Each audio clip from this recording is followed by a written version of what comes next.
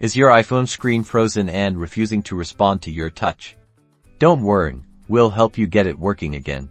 Let's start with a force restart. This simple step often fixes a temporarily unresponsive screen. For iPhone 8 and newer models, quickly press and release the volume up button, then quickly press and release the volume down button. Next, press and hold the side button on the right side until you see the Apple logo.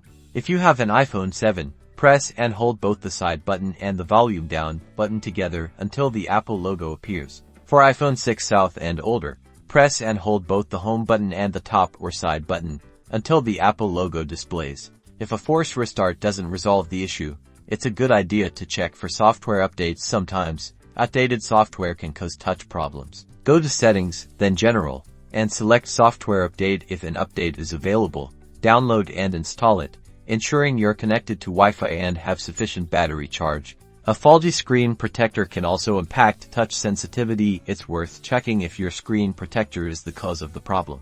Try gently removing your screen protector. After removal, ensure the screen is clean. If the touch issue persists, a software-related problem might be at play. Connecting your iPhone to a computer and restoring it using iTunes or Finder can help resolve such issues. If your iPhone screen is still unresponsive after trying these steps, it may indicate a hardware problem. In such cases, contacting Apple support or visiting an authorized service provider is recommended.